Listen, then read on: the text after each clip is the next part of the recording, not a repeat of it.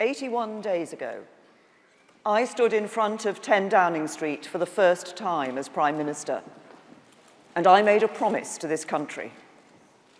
I said that the government I lead will be driven not by the interests of a privileged few, but by the interests of ordinary working-class families. People who have a job, but don't always have job security. People who own their own home, but worry about paying the mortgage. People who can just about manage, but worry about the cost of living and getting their kids into a good school. And this week, we're going to show the country that we mean business.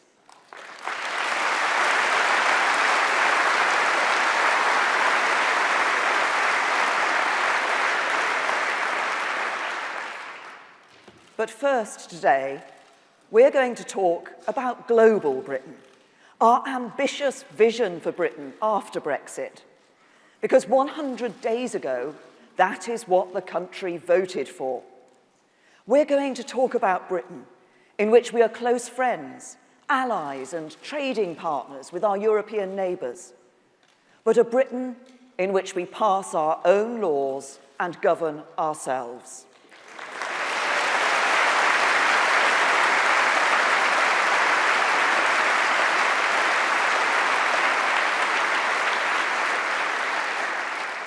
In which we look beyond our continent and to the opportunities in the wider world, in which we win trade agreements with old friends and new partners, in which Britain is always the most passionate, most consistent, most convincing advocate for free trade, in which we play our full part in promoting peace and prosperity across the world, and in which we, with our brilliant armed forces and intelligence services, protect our national interests, our national security, and the security of our allies.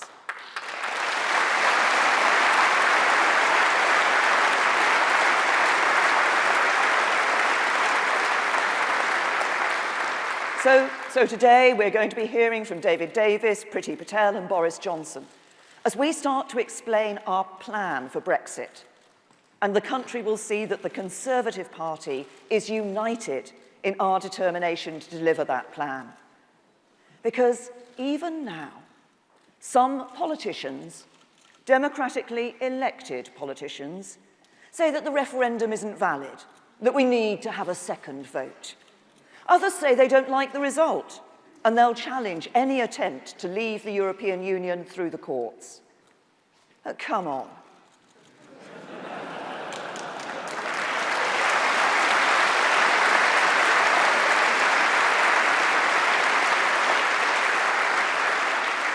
The referendum result was clear.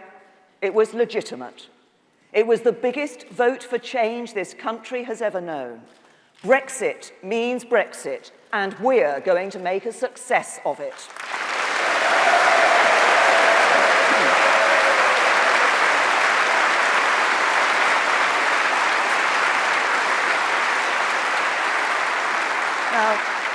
Now, of course, we wouldn't have had a referendum at all had it not been for the Conservative Party and had it not been for David Cameron. And I want to take a moment to pay tribute to David. I served in his shadow cabinet for nearly 5 years and in his cabinet for 6 more. I saw firsthand his commitment to public service, to social justice, and his deep love for our country. He led the rescue mission that brought confidence back to the British economy. He made sure that people on the lowest wages paid no income tax at all. And he won the right for 2 people who love one another, regardless of their sexuality, to marry. He has a legacy of which he and our whole party can be proud. And to those who claim he was mistaken in calling the referendum, we know there is no finer accolade than to say David Cameron put his trust in the British people.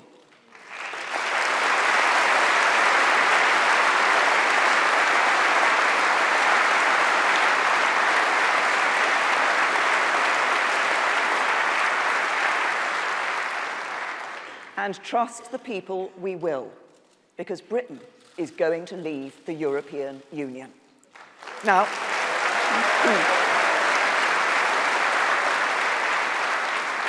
I know there's a lot of speculation about what that is going to mean, about the nature of our relationship with Europe in future, and about the terms on which British and European businesses will trade with one another. I understand that. And we will give clarity, as we did with farm payments and university funding, whenever possible and as quickly as possible. But we will not be able to give a running commentary or a blow-by-blow account of the negotiations, because we all know that isn't how they work. History is littered with negotiations that failed when the interlocutors predicted the outcome in detail and in advance. Every stray word and every hyped-up media report is going to make it harder for us to get the right deal for Britain. So we have to stay patient. But when there are things to say, as there are today, we will keep the public informed and up to date.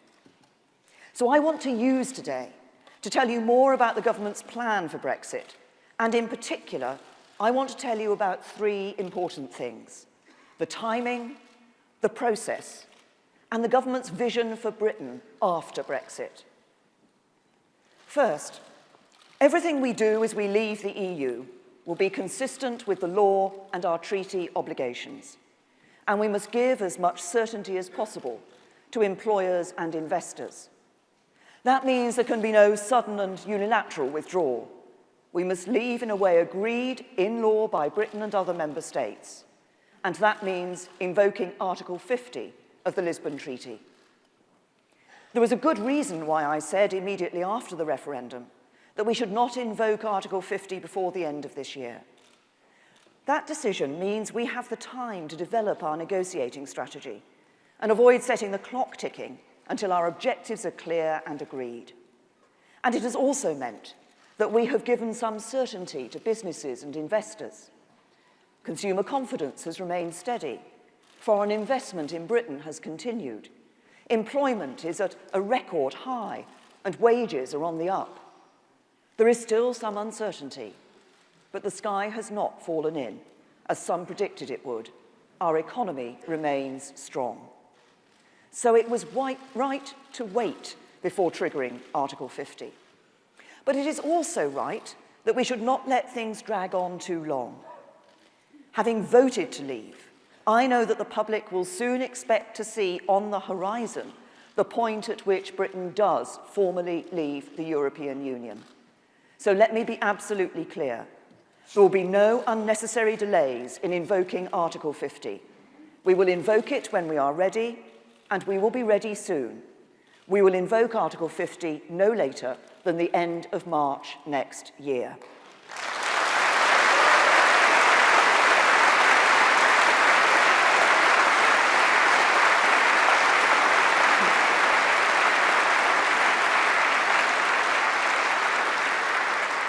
Now, I want to tell you a little more about the process for triggering Article 50. The first thing to say is that it is not up to the House of Commons to invoke Article 50, and it's not up to the House of Lords. It is up to the government to trigger Article 50, and the government alone.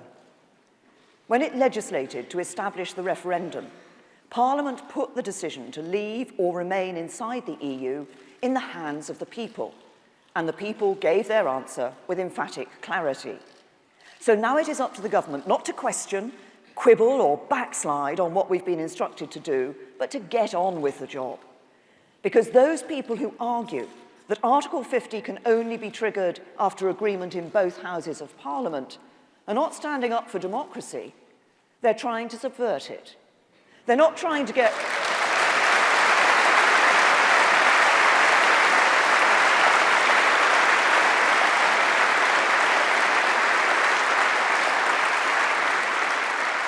They're not trying to get Brexit right, they're trying to kill it by delaying it. They're insulting the intelligence of the British people. And that is why next week I can tell you that the Attorney General himself, Jeremy Wright, will act for the government and resist them in the courts. Likewise, the negotiations between the United Kingdom and the European Union are the responsibility of the government and nobody else. I've already said that we will consult and work with the devolved administrations for Scotland, Wales and Northern Ireland, because we want Brexit to work in the interests of the whole country.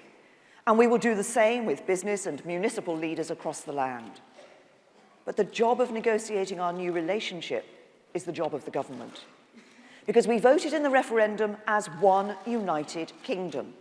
We will negotiate.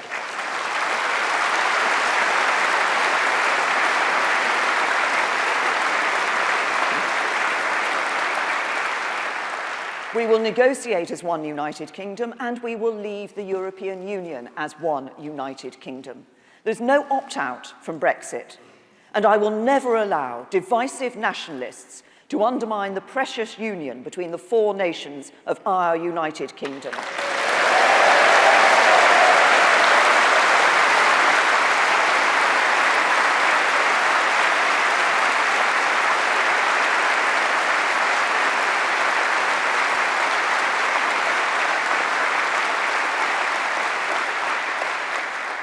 The final thing I want to say about the process of withdrawal is the most important, and that is that we will soon put before Parliament a great repeal bill, which will remove from the statute book, once and for all, the European Communities Act.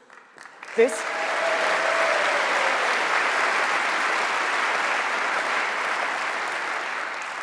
historic bill, which will be included in the next Queen's speech, will mean that the 1972 Act, the legislation that gives direct effect to all EU law in Britain, will no longer apply from the date upon which we formally leave the European Union, and its effect will be clear.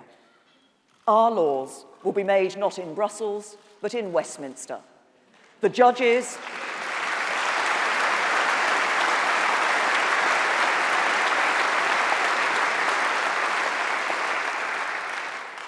interpreting those laws will sit not in Luxembourg, but in courts in this country.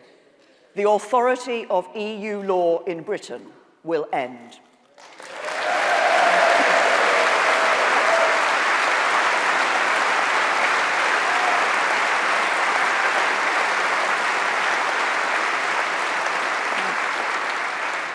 As we repeal the European Communities Act, we will convert the acquis, that's the body of existing EU law, into British law. When the Great Repeal Bill is given royal assent, Parliament will be free, subject to international agreements and treaties with other countries and the EU on matters such as trade, to amend, repeal and improve any law it chooses. But by converting the acquis into British law, we will give businesses and workers maximum certainty as we leave the European Union. The same rules and laws will apply to them after Brexit as they did before. Any changes in the law will have to be subject to full scrutiny and proper parliamentary debate. And let me be absolutely clear. Existing workers' legal rights will continue to be guaranteed in law, and they will be guaranteed as long as I am Prime Minister.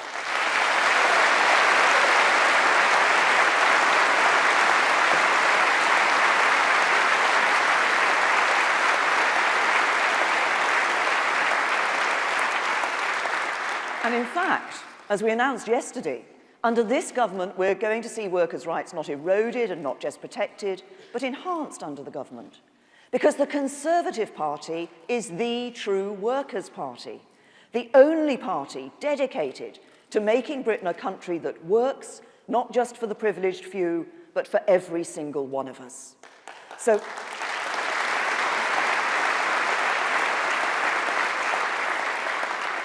So that's what I want to say about the process.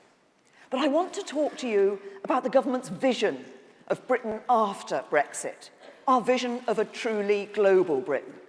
And I want to start with our vision for the future relationship we will have with the European Union. Because in this respect, I believe there's a lot of muddled thinking and several arguments about the future that need to be laid to rest. For example, there's no such thing as a choice between soft Brexit and hard Brexit. The line of argument in which soft Brexit amounts to some form of continued EU membership and hard Brexit is a conscious decision to reject trade with Europe is simply a false dichotomy. And it's one that is too often propagated by people who, I'm afraid to say, have still not accepted the result of the referendum.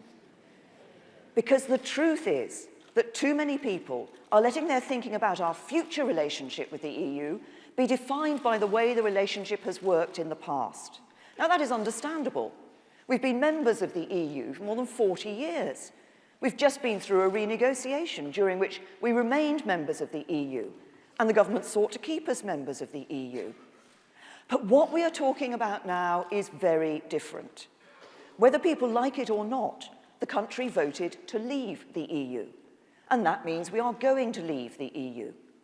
We are going to be a fully independent, sovereign country, a country that is no longer part of a political union with supranational institutions that can override national parliaments and courts. And that means we are going once more to have the freedom to make our own decisions on a whole host of different matters, from the way we label our food to the way in which we choose to control immigration. So the process we are about to begin is not about negotiating all of our sovereignty away again. It's not going to be about any of those matters over which the country has just voted to regain control. It is not, therefore, a negotiation to establish a relationship anything like the one we've had for the last 40 years or more. It's not going to be a Norway model. It's not going to be a Switzerland model. It's going to be an agreement between an independent, sovereign, United Kingdom and the European Union. I know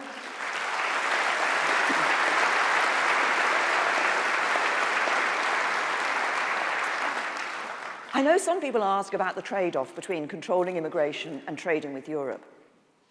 But that's the wrong way to look at things. We voted to leave the European Union and become a fully independent, sovereign country.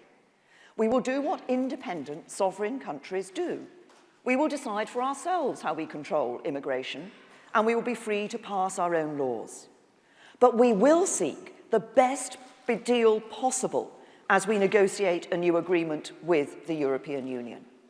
I want that deal to reflect the kind of mature, cooperative relationship that close friends and allies enjoy. I want it to include cooperation on law enforcement and counter-terrorism work. I want it to involve free trade in goods and services. I want it to give British companies the maximum freedom to trade with and operate in the single market, and let European businesses do the same here. But let me be clear. We are not leaving the European Union today to give up control of immigration again. And we're not leaving only to return to the jurisdiction of the European Court of Justice. As ever with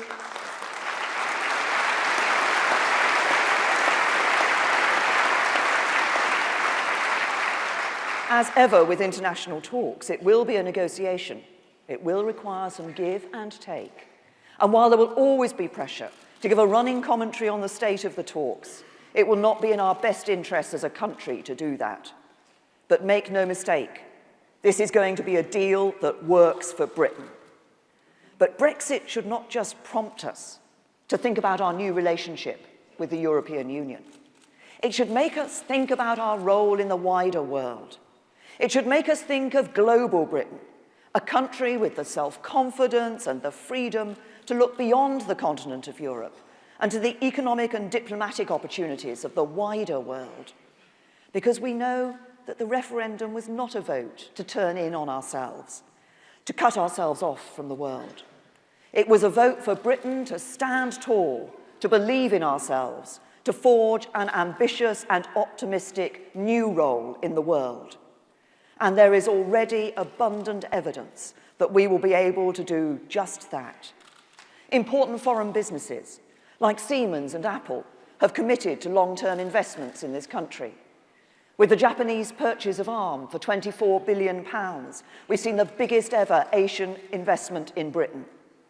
Countries including Canada, China, India, Mexico, South Korea, and Singapore have already told us they would welcome talks on future free trade agreements.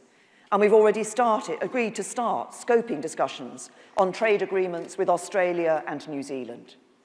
A truly global Britain is possible, and it is in sight. And it should be no surprise that it is. because we are the 5th largest economy in the world. Since 2010, we have grown faster than any economy in the G7, and we attract 1/5 of all foreign investment in the EU. We are the biggest foreign investor in the United States. We have more Nobel laureates than any country outside America.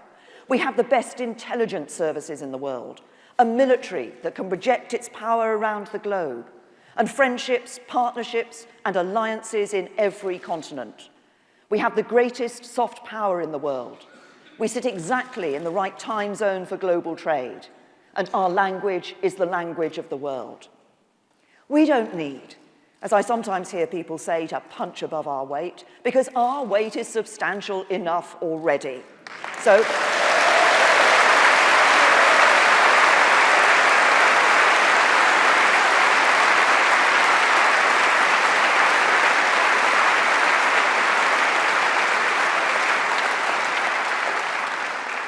we don't need, as I say, to punch above our weight, but we've got that substantial being as a United Kingdom. Let's ignore the pessimists. Let's have the confidence in ourselves to go out in the world, securing those trade deals, winning contracts, generating wealth, and creating jobs.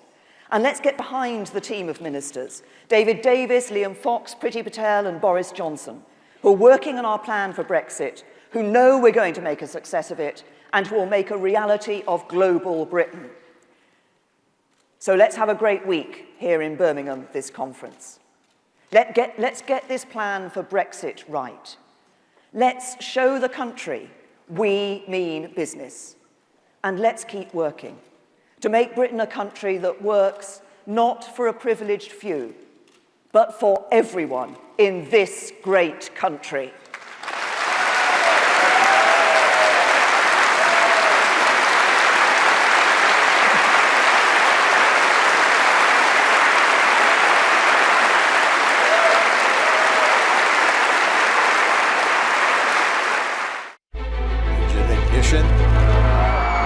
Lift off.